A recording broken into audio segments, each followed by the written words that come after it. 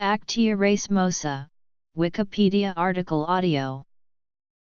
Actaea racemosa is a species of flowering plant of the family Ranunculaceae. It is native to eastern North America from the extreme south of Ontario to central Georgia, and west to Missouri and Arkansas. It grows in a variety of woodland habitats, and is often found in small woodland openings. The roots and rhizomes have long been used medicinally by Native Americans. Extracts from these plant materials are thought to possess analgesic, sedative, and anti-inflammatory properties. Black cohosh extracts are being studied as treatments for symptoms associated with menopause. Black cohosh is a smooth herbaceous perennial plant that produces large, compound leaves from an underground rhizome, reaching a height of 25–60 cm. The basal leaves are up to 1 m long and broad, forming repeated sets of 3 leaflets having a coarsely toothed margin. The flowers are produced in late spring and early summer on a tall stem, 75 to 50 cm tall, forming racemes up to 50 cm long. The flowers have no petals or sepals, and consist of tight clusters of 55 to 110 white, 5–10 mm long stamens surrounding a white stigma. The flowers have a distinctly sweet, fetid smell that attracts flies, gnats, and beetles. The fruit is a dry follicle 5–10 mm long, with one carpel, containing several seeds. Description. Taxonomy. The plant species has a history of taxonomic uncertainty dating back to Carl Linnaeus, who on the basis of morphological characteristics of the inflorescence and seeds had placed the species into the genus Actaea. This designation was later revised by Thomas Nuttall, reclassifying the species to the genus Semicifuga. Nuttall's classification was based solely on the dry follicles produced by black cohosh, which are typical of species in Semicifuga. However, recent data from morphological and gene phylogeny analyses demonstrate that black cohosh is more closely related to species of the genus Actaea than to other Semicifuga species. This has prompted the revision to Actaea racemosa as originally proposed by Linnaeus. Blue cohosh, despite its similar common name, belongs to another family, the Berberidaceae, and is therefore not closely related to black cohosh. A racemosa grows in dependably moist, fairly heavy soil. It bears tall tapering racemes of white midsummer flowers on wiry black-purple stems, whose mildly unpleasant, medicinal smell at close range gives it the common name bugbane.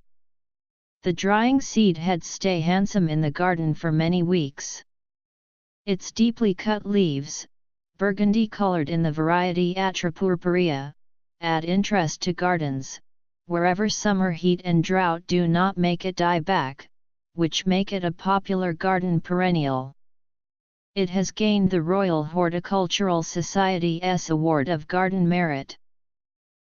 Native Americans used black cohosh to treat gynecological and other disorders, including sore throat, kidney problems, and depression. Following the arrival of European settlers in the U.S. who continued the medicinal usage of black cohosh, the plant appeared in the U.S. Pharmacopoeia in 1830 under the name black snakeroot. In 1844 a racemosa gained popularity when John King, an eclectic physician, used it to treat rheumatism and nervous disorders. Other eclectic physicians of the mid-19th century used black cohosh for a variety of maladies, including endometritis, amenorrhea, dysmenorrhea, menorrhagia, sterility, severe afterbirth pains, and for increased breast milk production. Black cohosh is used today mainly as a dietary supplement marketed to women as remedies for the symptoms of premenstrual tension, menopause, and other gynecological problems. A meta-analysis of contemporary evidence supports these claims, but the Cochrane collaboration concluded that there is insufficient evidence to support its use for menopausal symptoms. Study design and dosage of black cohosh preparations play a role in clinical outcome. An in vitro investigation with pure compounds found in black cohosh identified some beneficial effects of these compounds on physiological pathways underlying osteoporosis.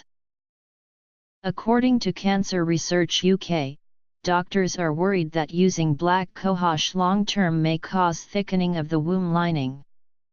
This could lead to an increased risk of womb cancer. They also caution that people with liver problems should not take it as it can damage the liver, although a 2011 meta-analysis of research evidence suggested this concern may be unfounded. Cultivation. Studies on human subjects who were administered two commercially available black cohosh preparations did not detect estrogenic effects on the breast. No studies exist on long-term safety of black cohosh use in humans.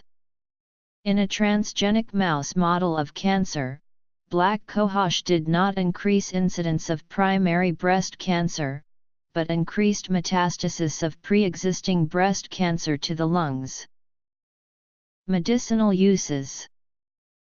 Liver damage has been reported in a few individuals using black cohosh, but many women have taken the herb without reporting adverse health effects, and a meta-analysis of several well-controlled clinical trials found no evidence that black cohosh preparations have any adverse effect on liver function.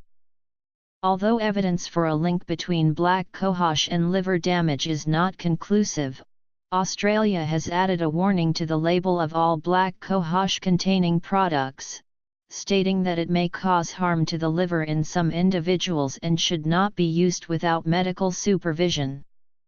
Other studies conclude that liver damage from use of black cohosh is unlikely, and that the main concern over its safe use is lack of proper authentication of plant materials and adulteration of commercial preparations with other plant species.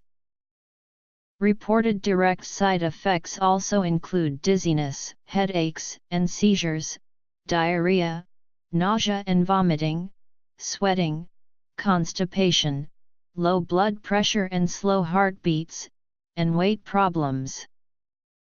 Because the vast majority of black cohosh materials are harvested from plants growing in the wild, a recurring concern regarding the safety of black cohosh containing dietary supplements is misidentification of plants causing unintentional mixing in of potentially harmful materials from other plant sources. Historical use. Black cohosh can interact with estrogens, progestins, and birth control pills, as well as fertility treatments. Contemporary use. Like most plants, black cohosh tissues and organs contain many organic compounds with biological activity. Estrogen-like compounds had originally been implicated in effects of black cohosh extracts on vasomotor symptoms in menopausal women. Several other studies, however, have indicated absence of estrogenic effects and compounds in black cohosh containing materials. Recent findings suggest that some of the clinically relevant physiological effects of black cohosh may be due to compounds that bind and activate serotonin receptors, and a derivative of serotonin with high affinity to serotonin receptors, N-omega-methylserotonin, has been identified in black cohosh. Complex biological molecules, such as triterpene glycosides, have been shown to reduce cytokine-induced bone loss by blocking osteoclastogenesis in vitro and in vivo models. 2,3-O-acetylshenmanol 3-O-beta-dixylopyranozid, a cycloartane glycoside from Actaea racemosa, has been identified as a novel efficacious modulator of GABA receptors with sedative activity in mice. Side effects: Cymigenol, a constituent of Cimicifuga racemosa. Formononedin, a constituent of Cimicifuga racemosa. Bioactive compounds. Chemical constituents.